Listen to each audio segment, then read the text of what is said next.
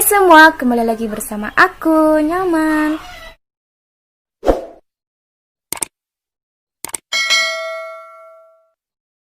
Oke, seperti biasa bagi kalian yang baru mampir di channel aku, jangan lupa sambil nonton, please banget untuk menekan tombol like-nya, dan paling terpenting tombol subscribe-nya, dan jangan lupa untuk tombol loncengnya agar gak ketinggalan video dari aku. Thank you. Oke guys, ibu hamil pasti ingin selalu memberikan yang terbaik untuk si calon bayinya, ya kan? Ya kan? Salah satu upaya yang paling penting dilakukan yaitu harus benar-benar pintar pilih-pilih makanan. Gak boleh sembarangan loh. Asupan nutrisi yang baik akan membantu si kecil tumbuh sehat dan cerdas sejak dalam kandungan. Gak boleh sembarangan loh. Maka ada yang baik pasti ada yang buruk, ya kan? Di sini aku mau menjelaskan makanan apa yang harus dihindari oleh ibu hamil. Jadi tonton terus video aku ya. Jadi yang pertama, telur mentah. Di video aku sebelumnya, aku menyarankan banget untuk mengkonsumsi telur ayam karena memiliki kandungan protein yang tinggi. Tapi dengan catatan jika sudah matang ya, tidak dianjurkan sama sekali makan telur mentah karena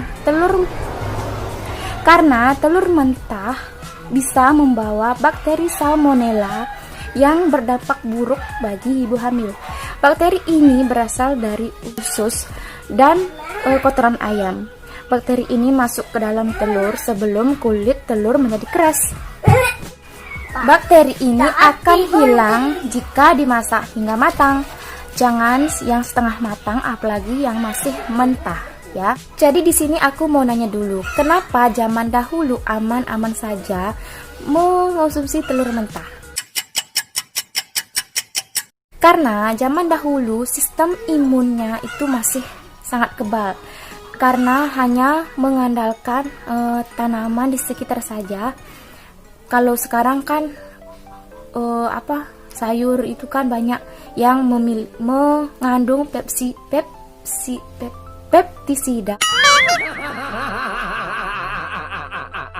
dan pupuk buatan. Jadi itu yang menyebabkan orang-orang zaman ini itu lebih rentan memiliki bermacam-macam penyakit kan. Kalau zaman dulu sih paling cuma demam. Yang kedua, daging mentah. Tak hanya telur mentah yang harus dijauhi, daging mentah pun sama karena memiliki kandungan bakteri yang membahayakan ibu dan si calon buah hati. Salah satu akibatnya adalah ibu hamil bisa mengalami keracunan makanan. Saat hamil, sistem kekebalan tubuh ibu hamil akan mengalami perubahan dan cenderung menurun.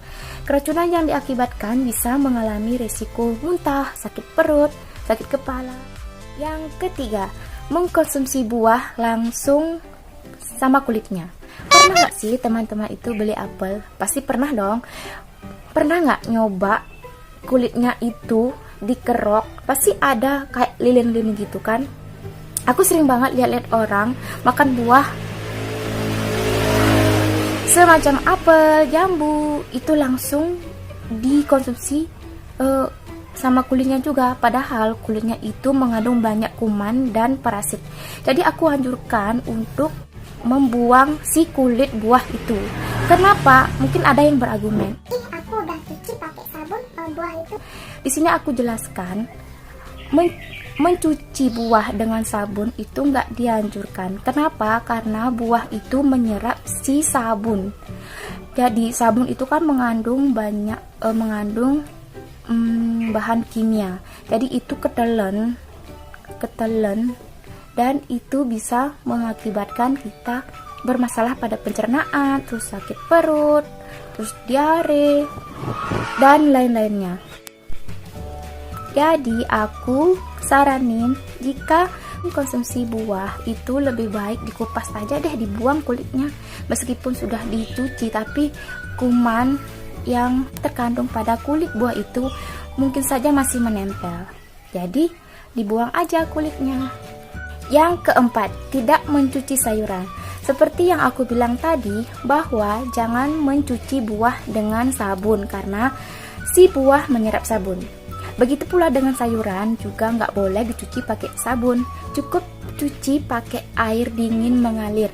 Dan yang perlu dicuci pakai sabun tangan kita biar terhindar dari kuman-kuman. Pilihlah sayuran yang sehat. Di sini aku jelasin tips memilih sayuran yang sehat. Jadi pilihlah sayuran kayak misalkan itu bayam. Kalau di halaman sekitar itu kan pasti tumbuh bayam, dan itu pasti ada bolong-bolong bekas dimakan sama ulat, dan itu benar-benar alami.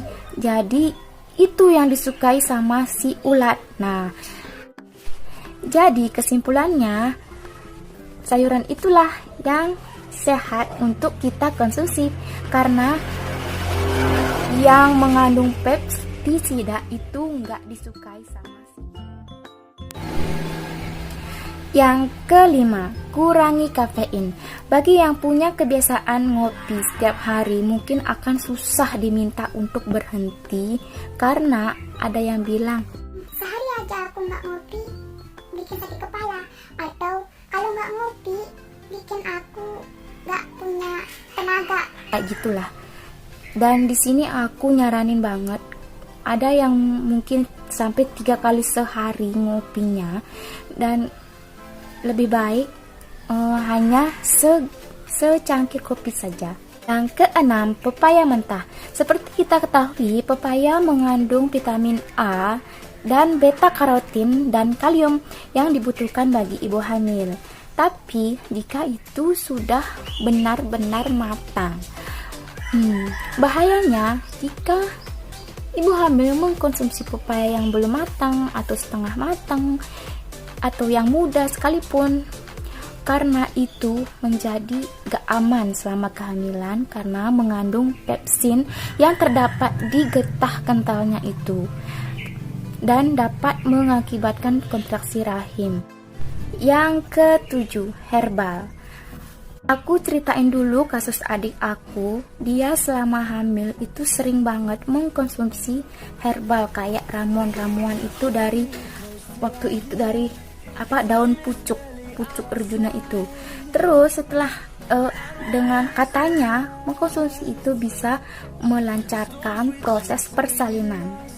Tapi ternyata pas mau persalinan ternyata susah banget. Waktu itu aku mendampingi dia dan aku cuma bisa lihat dari jendela aja. Udah kelihatan banget rambutnya, kepalanya, tapi nggak bisa keluar gitu. Sampai akhirnya harus diangkat melalui jalan sesar. Nah, terus pas lahir itu si bayi harus dirawat inap dulu karena katanya air ketuban itu berwarna hijau dan itu berdampak buruk katanya bagi si bayi. Jadi aku tanya sama susternya, "Sus, apa penyebabnya kok bisa air ketuban itu berwarna hijau?" Jadi si suster itu nanya, "Pernah herbal atau minum ramuan-ramuan dari daun itu?" Dan aku bilang sih pernah. Dan dia pun bilang itu sebabnya kayak gitu. Jadi aku kayaknya dulu aku hamil nggak pernah mengkonsumsi itu, tapi ya aman-aman aja, lancar-lancar aja. Gak seperti adik aku yang rutin banget mengkonsumsi ramuan itu, tapi malah kebalik gitu. Jadi di sini aku nggak menyarankan untuk mengkonsumsi ramuan-ramuan.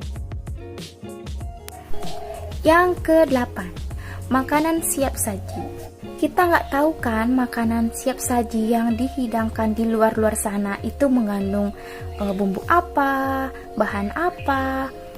Jadi lebih baik kita mengkonsumsi masakan sendiri, karena kita tahu kalau isi bumbu dari siap kayak kemasan itu kan memang berdampak buruk bagi kesehatan kita. Jadi lebih baik masak sendiri aja deh.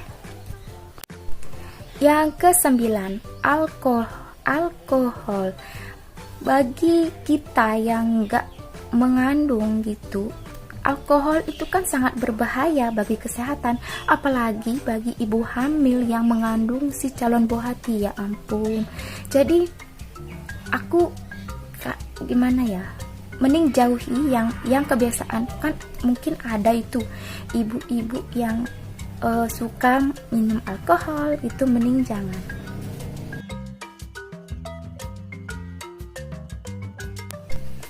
Oke, itu saja tadi daftar apa aja yang perlu dihindari oleh ibu hamil agar kita, si ibu dan si calon buah hati itu aman-aman saja. Dan mungkin ada yang berargumen, ih aku dulu waktu hamil makan tuh apa yang disebutin itu yang perlu dihindari, tapi sehat-sehat saja, baik-baik aja, nggak terjadi apa-apa. mungkin kayak itu. Tapi kalau aku sudah kayak istilah Balinya nyapatin gitu, udah ngedenger nggak boleh, ya aku turutin saja biar nggak jadi penyesalan jika terjadi sesuatu seperti itu. Oke, support terus channel aku ya dengan like, comment, dan subscribe agar channel aku semakin berkembang, dan pastinya channel teman-teman semua juga pasti semakin berkembang. Semua